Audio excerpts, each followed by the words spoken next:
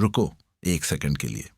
क्या हो अगर मैं तुमसे कहूं कि तुम्हारा नाम सिर्फ एक शब्द नहीं है, बल्कि एक जिंदा मंत्र है जो हर पल तुम्हारी वास्तविकता को आकार दे रहा है?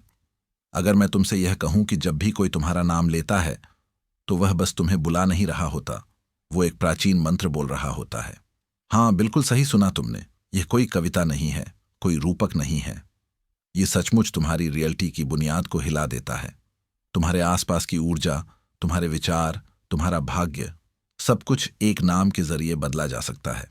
मिस्र के लोगों ने इस रहस्य को हायरोग्लिफ्स में छुपा दिया था ताकि बस कुछ चुनिंदा लोग ही इसे समझ सकें। कब्बालाह के विद्वानों ने इसे अपने पवित्र ग्रंथों में कोड की तरह लिख दिया, जैसे कोई पहेली जो सिर्फ सच्चे खोजियों के लिए है।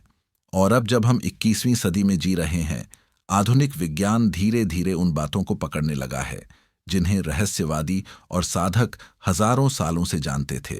अब सोचो जरा, क्या हो अगर तुम्हारा नाम जो हर दिन सुना जाता है, हर जगह लिखा जाता है, दरअसल एक कंपन प्रोग्राम है। वो प्रोग्राम या तो तुम्हें एक अदृश्य पिंजरे में बंद रख सकता है या फिर तुम्हारे सबसे शक्तिशाली रूप का दरवाजा खोल सकता है। तुम्हारा नाम ही है जो तुम्हें बांधता है या तुम्हें आजाद कर सकता है। और आज तुम वह रहस्य जानने वाले हो जिससे तुम इस कंपन कैद से बाहर निकल सकते हो और अपने असली जागृत रूप की ओर पहला कदम बढ़ा सकते हो। तैयार हो? विभिन्न संस्कृतियों में नामों का आध्यात्मिक रहस्य। चलिए शुरुआत करते हैं प्राचीन हिब्रू परंपरा से। प्राचीन हिब्रू परंपरा में नाम सिर्फ एक आवाज नहीं था, वह भविष्य था। शेम यानी नाम उसी जड़ से आता है जिससे शमाइम यानी स्वर्ग शब्द बना है। मतलब तुम्हारा नाम सीधे दिव्यता से जुड़ा होता है। बाइबल के जमाने में जब माता पिता अपने बच्चों का नाम रखते थे तो वह बस पहचान नहीं दे रहे होते थे, वह भविष्यवाणी कर रहे होते थे। अब चलिए जरा पूर्व की ओर, हिंदू परंपराओं की तरफ। यहां नाम देना एक साधारण प्रक्रिया नहीं, एक दिव्य विज्ञान है। आज भी कई हिंदू परिवार वैदिक ज्योतिषियों से सलाह लेते हैं। कुंडली के ग्रह नक्षत्रों के अनुसार तय होता है कि कौन सा कंपन वाइब्रेशन बच्चे के नाम में होना चाहिए ताकि उसका जीवन प्रकृति से तालमेल में रहे। नाम का पहला अक्षर, जिसे बीज अक्षर कहते हैं, उसे ऐसा माना जाता है जैसे किसी पेड़ का बीज जिससे जीवन की पूरी शाखाएं निकलती हैं। अब जरा नजर डालते हैं मूल अमेरिकी जनजातियों की तरफ। यहां नाम कोई स्थायी चीज नहीं थी। नाम समय के साथ, अनुभव के साथ बदलते थे। जैसे लकोटा जनजाति में बच्चे को जन्म पर एक अस्थायी नाम दिया जाता था, उसका असली नाम उसे तब मिलता था जब वह कोई खास जीवन अनुभव से गुजरता या किसी दृष्टि खोज के दौरान। यहां नाम जीवित होता था, इंसान की चेतना के साथ साथ बढ़ता था। प्राचीन सेल्टिक ड्रूड्स अपने गुप्त ज्ञान को मौखिक परंपरा से सुरक्षित रखते थे। उनका मानना था कि किसी का असली नाम लिखना उसकी शक्ति को कम कर देता है। उनके लिए नाम सिर्फ शब्द नहीं था, वो एक ध्वनि तरंग थी, एक जीवित शक्ति जिसे पूरी तरह सिर्फ तब महसूस किया जा सकता था जब उसे जोर से बोला जाए। लेकिन सबसे दिलचस्प बात यह है कि इन सब अलग अलग संस्कृतियों में एक बात सामान्य है। सबका यही मानना है कि नाम सिर्फ किसी का ध्यान खींचने का तरीका नहीं है, वो एक जीता जागता तावीज है, एक साउंड सिग्नल, ध्वनि चिन्ह जो उस खास आवृत्ति पर काम करता है जिससे तुम्हारा असली स्वरूप इस धरती पर प्रकट हो सके। अब सवाल यह नहीं है कि तुम्हारे नाम में ताकत है या नहीं, सवाल यह है क्या तुम अब तक इस ताकत को पहचान पाए हो। और उससे भी जरूरी सवाल यह है, क्या अब तुम इस छुपी हुई शक्ति को जो इतने समय से तुम्हारी जिंदगी को चुपचाप आकार दे रही है, उसे होशपूर्वक नियंत्रित करने के लिए तैयार हो। तुम्हारे नाम की ध्वनि और कंपन कैसे तुम्हारे अवचेतन मन को प्रभावित करते हैं, एक पल के लिए अपनी आंखें बंद करो और सिर्फ सुनो। ध्वनि सिर्फ कोई सुनने की चीज नहीं है, यह एक शक्तिशाली भौतिक शक्ति है जो हर कण के अंदर हलचल पैदा कर सकती है। जब तिब्बती सिंगिंग बाउल बजता है तो वह सिर्फ आवाज नहीं करता, वह ऊर्जा की तरंगें बनाता है जो कणों को पवित्र ज्यामितीय आकारों में व्यवस्थित कर देती है। अब जरा कल्पना करो, तुम्हारे नाम की आवाज बचपन से तुम्हारे शरीर और चेतना में ऐसे ही कंपन पैदा करती रही है।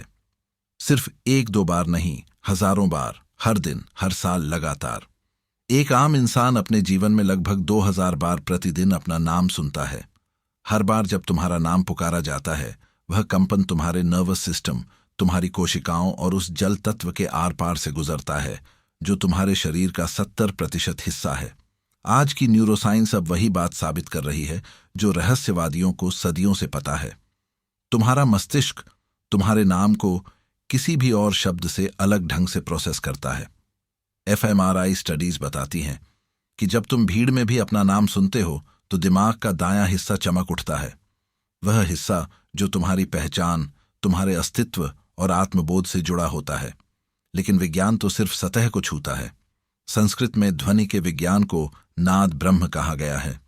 मतलब यह है कि पूरा ब्रह्मांड ही एक कंपन है। तुम्हारा नाम तुम्हारा व्यक्तिगत मंत्र है, एक ध्वनि सूत्र जो इतनी बार दोहराया गया है कि अब वह तुम्हारे अस्तित्व से अलग नहीं हो सकता।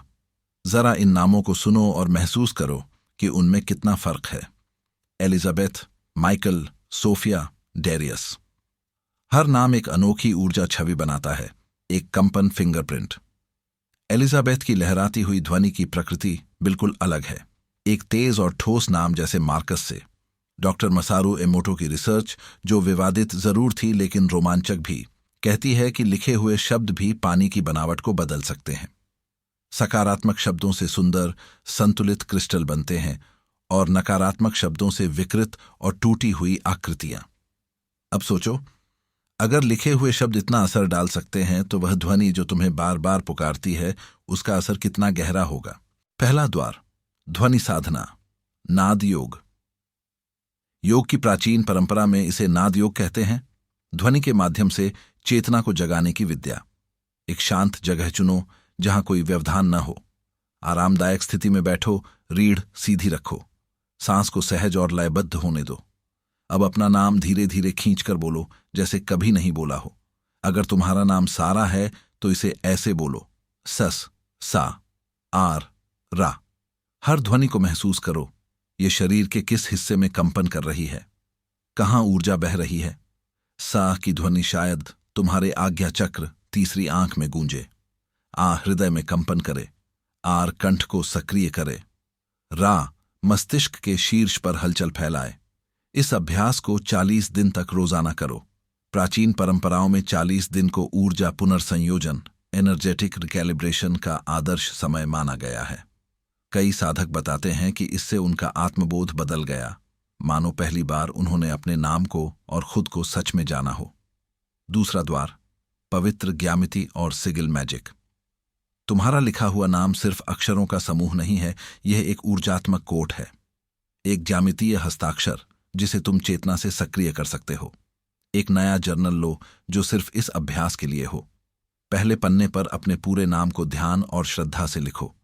हर अक्षर में वह ऊर्जा भरो जो तुम अपने जीवन में लाना चाहते हो। ध्यान से देखो, तुम्हारे नाम का आकार कैसा है, ऊंचाई, गहराई, वक्र और रेखाएं। यह सब तुम्हारी ऊर्जा का चित्र है। इसे तुम नाम सिगिल मान सकते हो, तुम्हारी ऊर्जात्मक पहचान का प्रतीक चिन्ह। कुछ साधक विशेष अक्षरों को घेरा देकर सक्रिय करते हैं, तो कोई पवित्र चिन्ह या ज्योतिषीय संकेत भी जोड़ता है जो उनकी आत्मिक यात्रा से मेल खाते हैं। तीसरा द्वार, शामानिक परंपरा से नाम पुनः दावा रिचुअल। प्रकृति में किसी पवित्र स्थान पर जाओ जहां तुम्हें भीतर से जुड़ाव महसूस हो। साथ में एक छोटा आईना, मोमबत्ती और पानी से भरा कटोरा ले जाओ। संध्या के समय मोमबत्ती जलाओ, अपने प्रतिबिंब को ध्यान से देखो। फिर यह वाक्य बोलो, मैं अपने नाम की शक्ति को पुनः प्राप्त करता हूं। मैं उन सभी सीमाओं, धारणाओं और उम्मीदों को मुक्त करता हूं जो इन पवित्र ध्वनियों पर डाली गई हैं। मैं सिर्फ एक नाम नहीं हूं, मैं वह चेतन सत्ता हूं जिसने इन ध्वनियों के द्वार से जीवन का अनुभव चुनने का निर्णय लिया। अब अपना नाम 3 बार बोलो, पहले धीरे फुसफुसाकर, फिर सामान्य आवाज में और फिर पूरी दृढ़ता और आत्मविश्वास के साथ। फिर अपने हाथों से पानी को थामो, उसमें अपने नाम को बोलो और पी लो, मानो अपने शुद्ध मुक्त नाम की ऊर्जा को वापस अपने शरीर में ला रहे हों। चौथा द्वार, आधुनिक न्यूरो लिंग्विस्टिक प्रोग्रामिंग NLP। अपने नाम को एक नई ऊर्जा से जोड़ो। ध्यान में जाओ, एक शांति, शक्ति या जागरूकता की अवस्था में पहुंचो। जब तुम्हारा मन पूर्ण ऊर्जा से भरा हो, अपने नाम को मन ही मन दोहराओ। इससे तुम्हारे मस्तिष्क में एक नया संबंध बनता है। अब तुम्हारा नाम उस उच्च अवस्था से जुड़ने का उपकरण बन जाता है।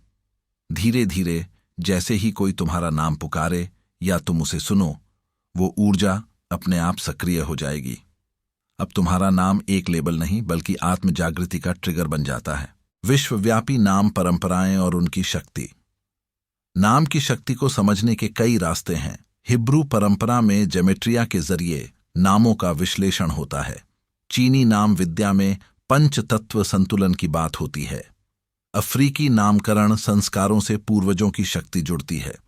पर सबसे सरल और सबसे शक्तिशाली तरीका जो सभी संस्कृतियों से परे है, वो है सुनना। जब कोई तुम्हारा नाम पुकारे तो तुरंत प्रतिक्रिया मत दो। एक क्षण के लिए ठहरो, उस ध्वनि को अपने भीतर महसूस करो। देखो वह तुम्हारी ऊर्जा में कैसा परिवर्तन ला रही है। तुम्हारा नाम तुम्हें जन्म से पुकार रहा है। शायद अब समय आ गया है कि तुम सच में उसे पहली बार की तरह सुनो। मिस्र की प्राचीन मान्यता थी कि मृत्यु के बाद आत्मा को अपना असली नाम याद होना चाहिए।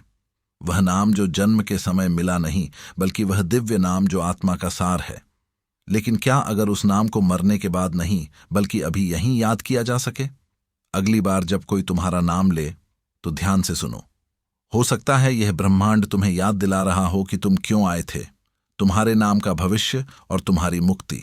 हजारों सालों से नाम सिर्फ पहचान का साधन नहीं रहे, वे आत्मा की भाषा रहे।